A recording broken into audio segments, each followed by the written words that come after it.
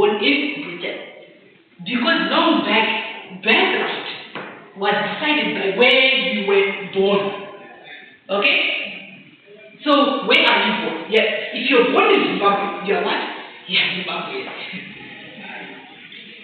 Irregardless of where you're coming from. So you could be Russian and born in Zimbabwe, you're not Zimbabwe.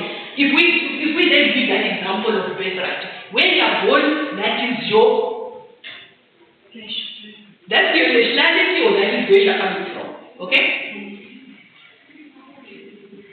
Is it not true? But we've also said that you can be identified by where your grandparents are coming from where your parents are coming from. It's still a Western. I'm giving Western definitions of identity. Yeah. Which are also contradicting in themselves. Are you understanding? Yeah. Yes. Because we say someone we name where the person is born by their birthplace. Okay? That's one. We name someone, we identify someone from where they are born by where their parents were born, where their grandparents were born, where their great-grandparents were born. Okay? Is it clear? I would like to give an example let me start off with Boris Johnson, the ex-prime minister of the UK. He was not born in the UK. He was born in America. But his parents were born in the UK. His grandparents come from the UK.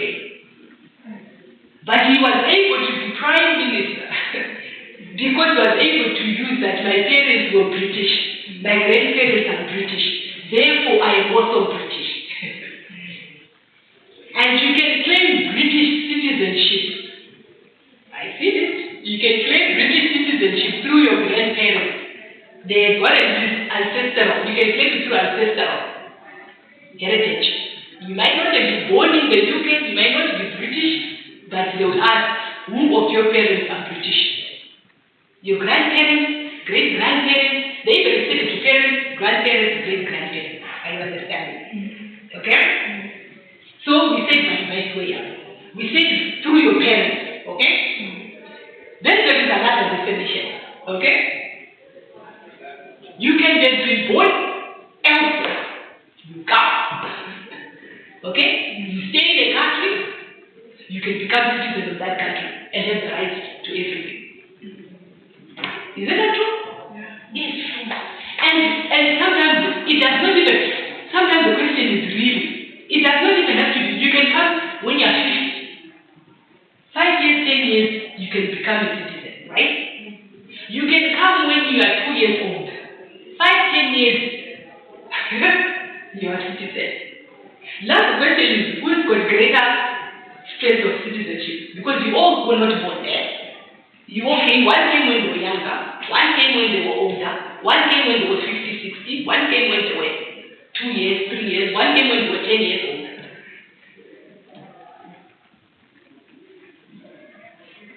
Yes, but it says you can acquire citizenship. Yes. So everybody is correct.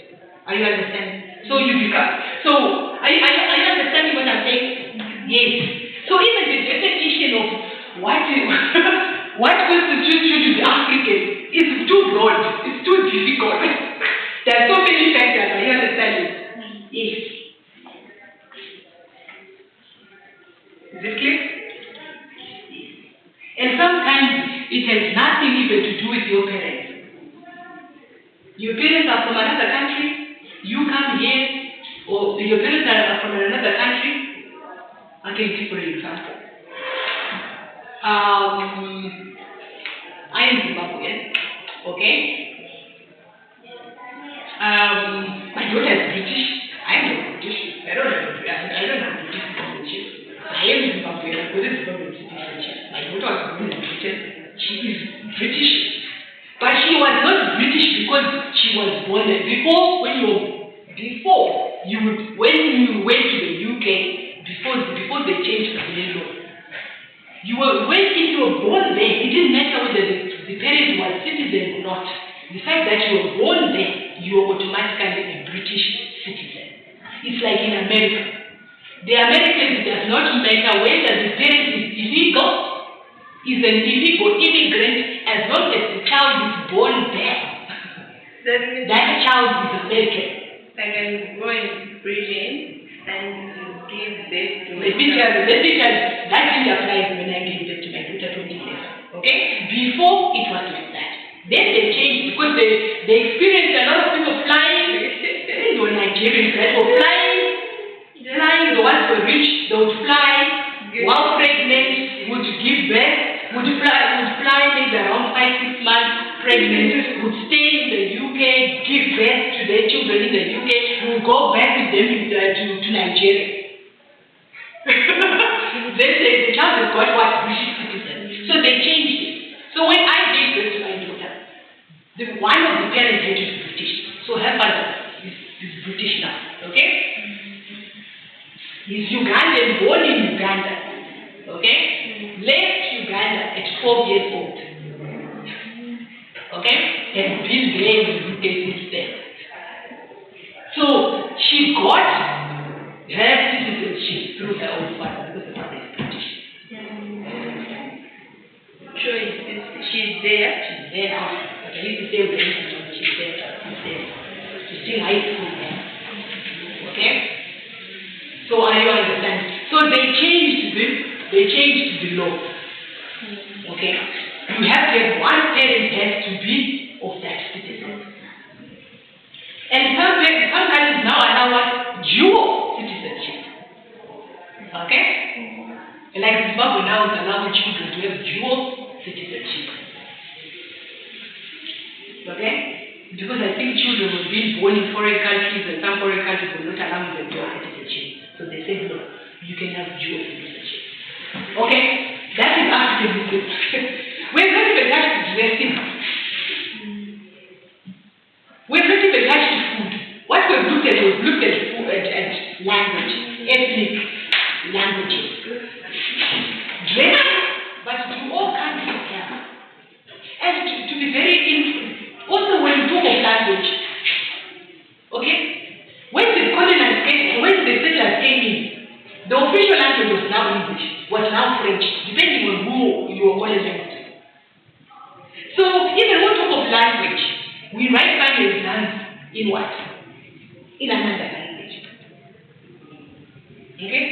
So you find that there are some people who might not know. Don't you have countries where they don't know their own ethnic language, but know the language of the country that colonized them? Are the French not like that? I mean, I'm not sure about the Congolese, or are they not like that? Or even, Mozambicans, they speak Portuguese. Do you have a Mozambican who speaks their own Mozambican language? No. So, yes, Mozambicans, they speak Portuguese, but is Portuguese their original African language? No. So the language does not even, the debate for language does not fit for all countries. I understand, for all African countries. And I think some French countries are also like that, countries that were colonized by the French. They don't know their own ethnic tribe, the tribe of French. Is it clear? Yes. But when I go to Mozambique, I know they speak Portuguese. No one speaks the ethnic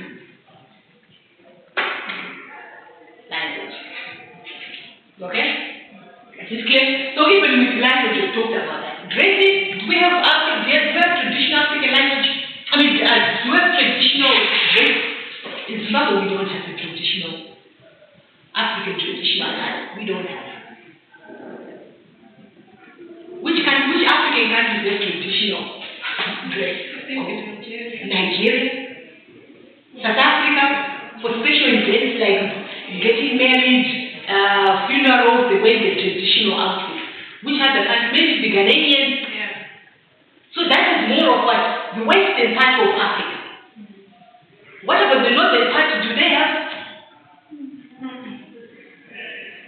We're talking about the dress. Don't have. Maybe the Swaziland might have traditional hats and yes. So out of all the 53 countries in Africa, there are very few that have what? Traditional dress. Maybe Botswana. Yes, I forgot it in Botswana. Botswana has got tradition. Malawi also doesn't have it just has the chicken. But is that the official decision? No, because you will only wear chicken in the funeral. Yes. Yeah, so you wouldn't wear chicken in the wedding. Yes. So it's also like that in Zimbabwe. You wear that with the headscarf at funerals. That's out of the state. Okay? Great. Food. Is there a culture of food? I think most African countries have got culture of food. Yeah, that one maybe that's the only one that is very to all African countries. Yeah. I don't think there's no African country that does not have a culture of food. Sima we've got Tanzania and Zimbabwe, yes. Version of Sima, yes. The cooking might be different because in the culture of food, the cooking is done differently. Okay, so it depends on the ethnic foods that are within that area. Okay, yes. Even within Zimbabwe, we've got different dialects with Shonas. Okay, we've got some people who live in Mutare.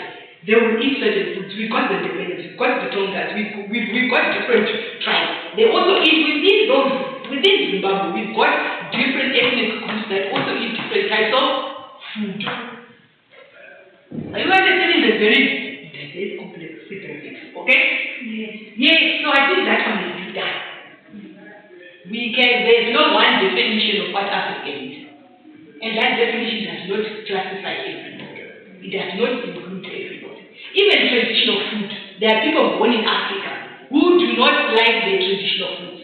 Who are born with not even eating the traditional food. Okay? Let me then give you another example. Would we call a white person who has a great-grandfather born in Zimbabwe, a grandfather born in Zimbabwe, a mother born in Zimbabwe, a mother and father born in Zimbabwe, them born in Zimbabwe, are they African?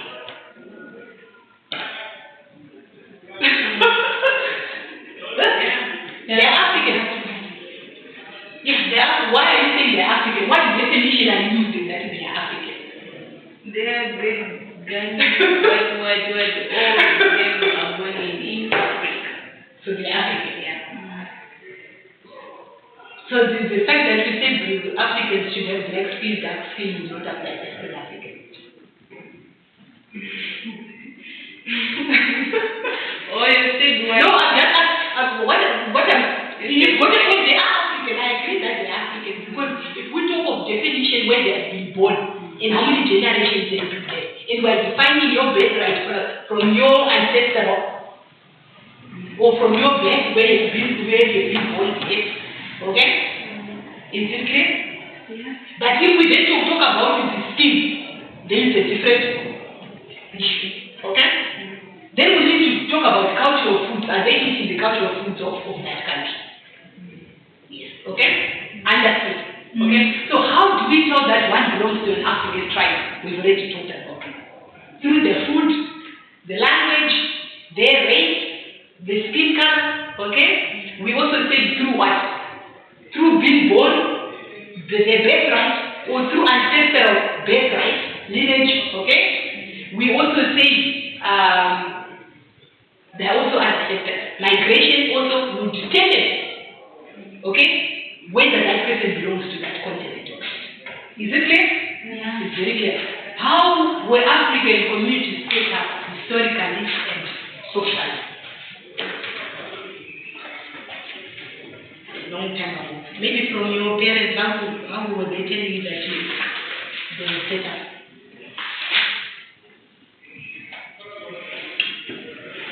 When we talk of African tradition, what are we talking about? This is the background because music is set up in a cultural context and social. So understand the tribe, the community where this music is coming from. You understand the community, you understand the society, then you are able to relate to the music network and its impact. Understood? So the question is, how were African communities set up historically and socially in social context? When you talk of an African tribe, how is it set up?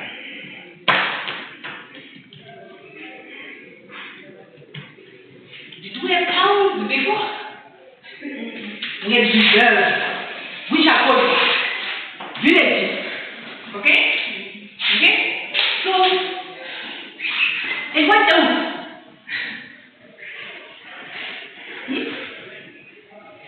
What else describes how African communities were set up?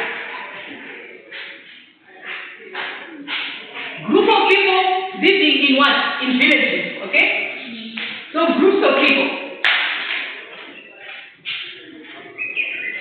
Of a similar type, okay? Nowadays you can come and live here, okay? You might say, yeah, when you come and then you live with the Chichewa. You might say, Chitumbuka, and then you go and live with the Ngoni, okay? So you have moved to one village to another. You have moved to a village that is not yours. Okay? But before, people moved to the similar tribe. Okay? Although they would intermarry and they would affect other people, but they were of similar traditional backgrounds. Okay? How else were they set up? We said in villages. Okay? Give me examples of those villages. Give me the examples of the villages. With the advanced, was there, there was technology, was there electricity, what was there? And what sort of activities were they doing during that time? Farming, subsistence farming, only farming for their family, okay? There was hunting and gathering. They would look for wild animals, okay? Gathering of seeds, of fruits, okay? Crops, okay? To cook, okay? They had no proper plate utensils. They would make clay pots, iron, nailed iron,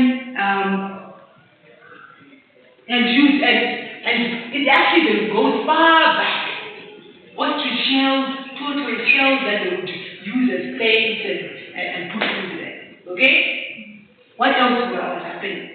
They would engage in barter trade. Okay? There was no money. Okay? You had 2 hens and 1 had a goat. You had to look for someone who wanted, let's say you have 2 hens, they are looking for a goat. You have to go with those 2 hens and go and look for someone who wants also a goat. Barter trade. Trading, exchanging of products, changing of animals or physical goods, okay, with each other. Because there was no money during that time. Okay? There was also trade, regional, international trade. There were traders who were coming into trade. Okay? Especially like Tanzania and those places, areas where there is a seaport. There were Indians coming in, Europeans coming in, Arabs coming in and trading with the chief. Sometimes the trade was with the chief, or the chief had to approve for the trade to happen amongst the subjects. Okay? So there was also a hierarchical power or authority. Okay? Where the chief was at the top of the authority. Okay? Is it clear? Even with international trade, foreigners the Arabs, the Europeans would come into trade with, they would exchange sometimes with gold, copper, that was still there. And they would bring in earrings, beads, things like they would bring from their own countries and would trade with the chiefs and with the chief servants. Okay? There was tribute paid to chiefs. Okay? It's like what we have now. Tax that is paid to the government. You're working, you pay tax. You've got a business, you pay tax. Okay? So there was tribute being paid to chiefs. Okay? You farmed, you did your crops, you earned your crops, you had hens, goats, chickens, hens, goats, sheep, cows. You would give 1 or 2 to the chief. That was in recognition of the protection the chief was giving. In recognition of saying you belong to that village. In recognition to say that you are under that authority of that chief. Okay? Yeah. What else?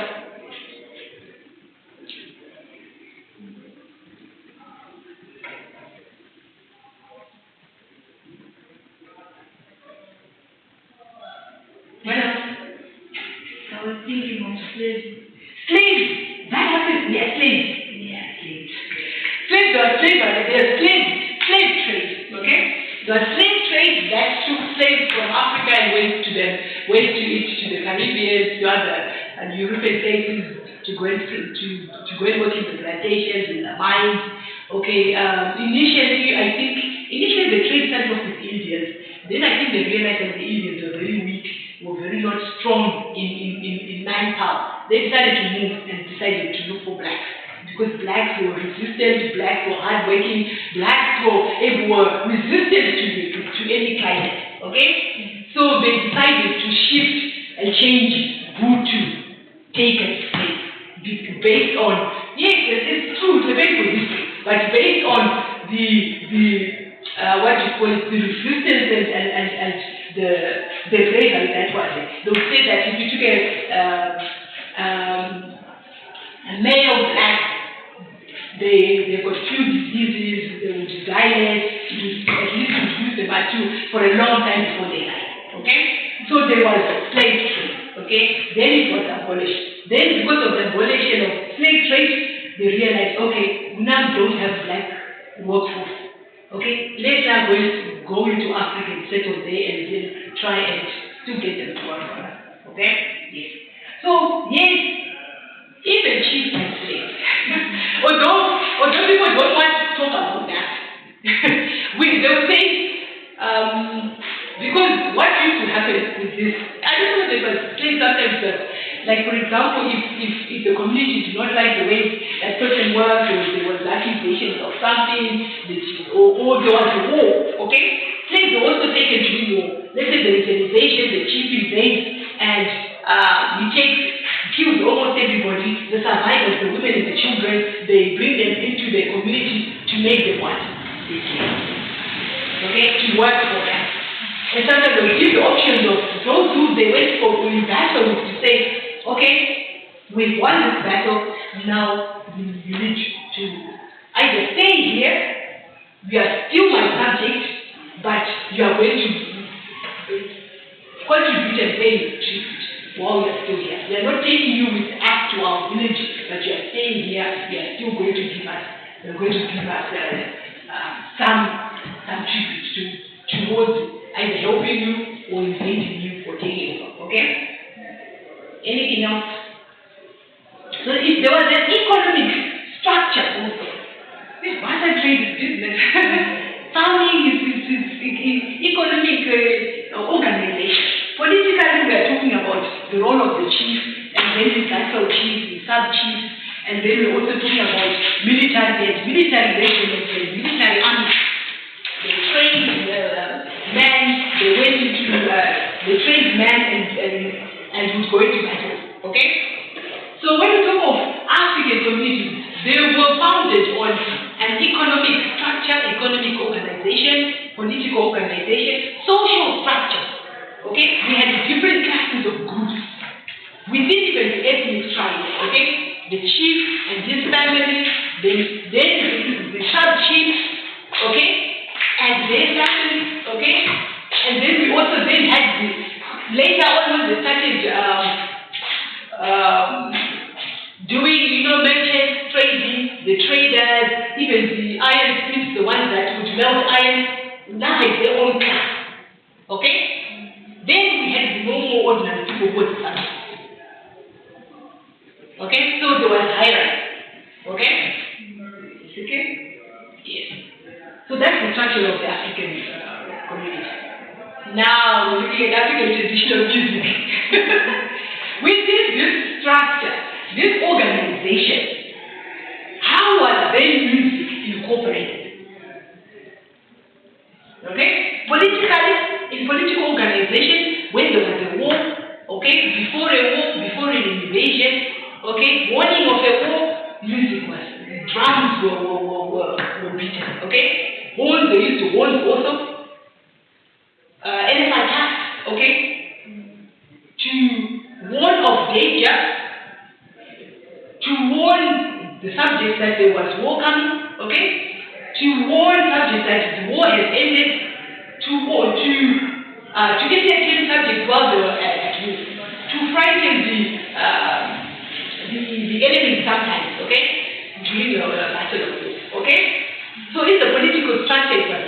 when the chief was visiting or addressing his subjects, okay, music, drums would play at his entrance, like entrance, to signal that the chief is on his way. He's coming to visit, he's coming to judge a case, he's here on his toys, okay? Is it clear? That's political. So music was also used to indicate that a very important person becomes the chief and his